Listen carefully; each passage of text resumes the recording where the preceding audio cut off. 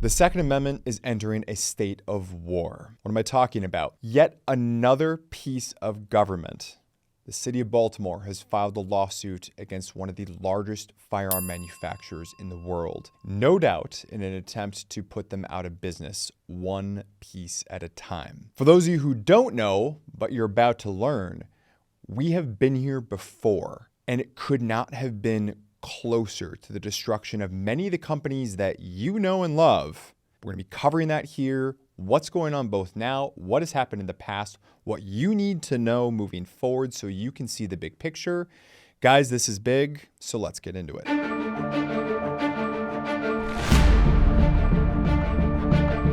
All right, first, so what's going on right now? So Baltimore city officials have filed a lawsuit against firearm manufacturer Glock. Remember, you know those guys? Alleging that the company's handguns are easily modified to function as automatic weapons, therefore somehow contributing to the increased violence in the city.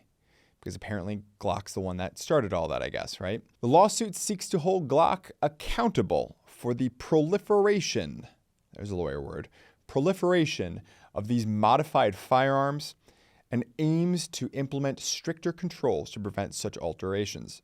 That is from an article you can find linked below. In English, what does that mean? Baltimore is blaming Glock for Baltimore problems. That's what's going on in Baltimore. The problem is that as of February 2025, we are now up to 4 states. Maryland, Minnesota, I can say that as a Wisconsinite. Minnesota, oh my. New Jersey, and Illinois, the Bears, via the city of Chicago. Along with now the city of Baltimore, as I already mentioned, have filed lawsuits against Glock, all alleging fundamentally about the same thing. These legal actions allege that Glock's pistols can be all easily modified with Glock switches or auto sears. Different people, I've seen them call them different things, but typically they're called Glock switches, which basically allows you to convert a semi-automatic, or for those of you who are CNN viewers, a full semi-automatic firearm into a actual automatic firearm. The lawsuits are basically all saying that Glock has a duty to make sure that their product cannot be modified in such a way. They have failed that duty by failing to implement sufficient measures to prevent these alterations, and as a result, they've put themselves on the hook. Plaintiffs, that's your taxpayer-funded governments, are basically seeking to halt the sale of these easily convertible firearms and demand financial restitution. Just a little taste of what they are saying in these lawsuits. There's a letter out there citing Chicago's allegations, saying that Glock makes and sells deadly weapons, quote, in reckless disregard for public safety. Please excuse this quick break from the video. If you're enjoying it, help me out, help the channel out, and get the message across YouTube by hitting that like button. Be sure to share it, and let me know what you think down in the comment field down below. Do you want me to expand and do deep dives into any of these topics? Let me know, and don't forget to stick around for our ever popular quote of the day at the end. Now back to the video. Okay, so why am I so worried about this? We're only talking about Glock. Glock can change things. We can agree or maybe disagree about how fair or unfair that is. Where is this guy in this black background, or however it is that you see me? Where is this guy coming from when he's talking about the fact we are in a state of war? As an attorney, I see the writing on the wall, because the writing is done with the pen of history. This is what the pen of history has written before. In the 1990s, we saw a radical wave of coordinated lawsuits against the firearm industry by both states as well as local governments. Make no mistake, they were aimed to bankrupt gun manufacturers through excessive litigation costs rather than winning verdicts and judgments. So let's be clear. They are not trying to win, because at the end of the day, you have to remember, all these groups want to do is just bankrupt these companies and obliterate the Second Amendment. You can do that by winning the lawsuits, but you can also do that if you just basically put them out of business. So one way is you just keep filing lawsuits and keep filing lawsuits and keep filing lawsuits, okay? These lawsuits were designed by intention to avoid what we call consolidation. That means that companies like Glock or Smith & Wesson can basically take 10 lawsuits and just put them into one, okay? They were designed to avoid that consolidation, because the whole idea is to make defense costs on these companies unsustainable. The strategy was highly effective, and it led to bankruptcies for manufacturers that were at the time very large, but many of you who are younger have probably never heard of before, like Davis Industries, and actually pressured companies like Colt and Smith & Wesson into what were called compliance agreements with gun control measures. Let's be clear, this was not a fair fight. And that was the point. The gun control groups and advocates figured that they could destroy the industry and, of course, thereby the Second Amendment, even if they never won a single lawsuit. As one individual involved in the situation remarked to the New Yorker magazine in 1999, quote, "If 20 cities do bring suits, defending against them, according to some estimates, could cost gun manufacturers as much as $1 million per day." End quote. Yeah, $1 million in legal costs per day. Lawsuits of this magnitude last for years. If they designed it to resist consolidation, I assure you, they will design it to last for years. But let's just stop and think about this for a second. Who is bearing the cost of suing them? Not the government. The government's just people, okay? Who funds the government? You do. You're paying to sue the gun companies. Who pays for the gun companies to hire attorneys? Companies are just people. They're customers. You do. The antis have weaponized their money against you at both ends. Now, of course, while governments have seemingly an endless supply, corporate America does not. And they know that. The gun control crowd would never have to win a single verdict in order to win the war. Put another way, they could lose every battle and still win the war.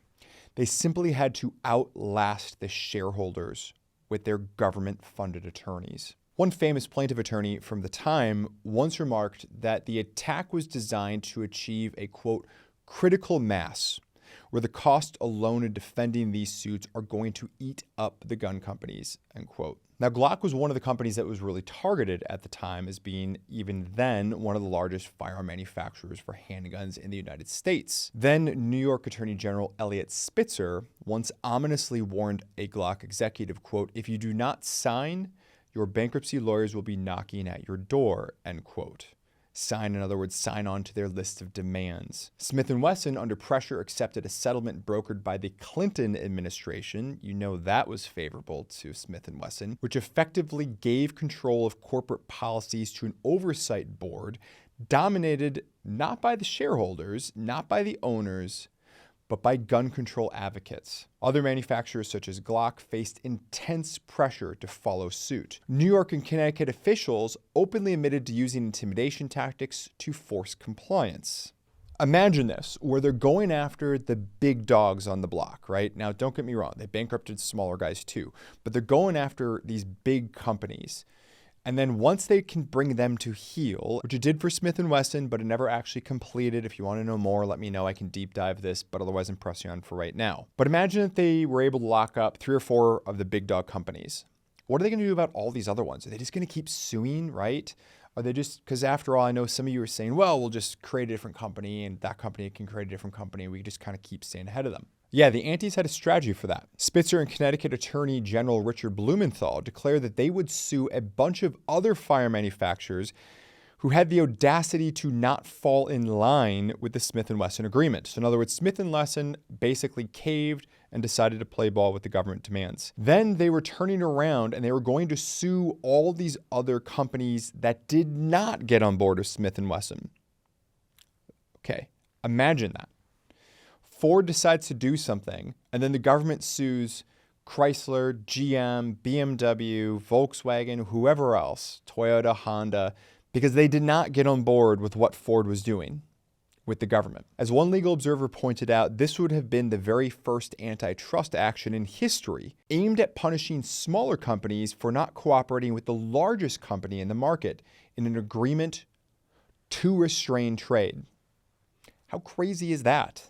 In response, Congress passed in 2005 the Protection of Lawful Commerce in Arms Act, the PLCAA. This was aimed at shielding firearms manufacturers from liability for crimes committed with their products. While the PLCAA has generally withstood legal challenges, exceptions have emerged, including a $73 million settlement by Remington in a case related to the Sandy Hook shooting. Other lawsuits, including one in my home state of Wisconsin, have found gun sellers liable under very specific state laws. Before your anti-gun friends or that aunt or cousin or whoever says, "Oh, this is unconstitutional," no other industry has that. Wrong. Other industries do have very similar protections from lawsuits. Notably, other industries do have similar protections from lawsuits. For one, vaccine manufacturers are exempted from civil liability related to adverse vaccine-caused events by the National Childhood Vaccine Injury Act. Internet service providers, ISPs, are exempted from defamation and copyright infringement suits by Section 230. Airline companies were exempted from liability suits connected to September 11th, 2001 terrorist attacks. I can keep going on. As you can see, though, this is where Lawfare pushed the firearms industry about 25 years ago. The goal that they were very public about back then was to destroy firearms manufacturing, to control it, and to take it over. We'll see if they drop the mask again this time, but make no mistake, we are once again back in a state of lawfare warfare. I appreciate you sticking around this far in the video. If you have not already done so, please consider giving a like. Helps me out, helps the channel out, all that kind of good stuff, and helps spread our good word. YouTube will suggest it to more people, all that kind of good stuff. Let me know your thoughts on all this down in the comment field down below. As always, I love seeing, reviewing, reading, all that kind of stuff, what you are saying. It gives me feedback about what I should be making future videos on. If you want me to deep dive into these topics, let me know. And now let's close out with our ever popular quote of the day. This one comes from Lucius Seneca, Roman thinker. Quote, "As is a tale, so is life. What matters is not how long it is, but how good it is." As one writer once said, we all get the same at the end of the day. We get a lifetime. I appreciate you sticking with me, and I'll see you in the next one. Thanks for sticking around to the end of the video. If you enjoyed this one, please feel free to check out some of our other great content, and we'll see you in the next one.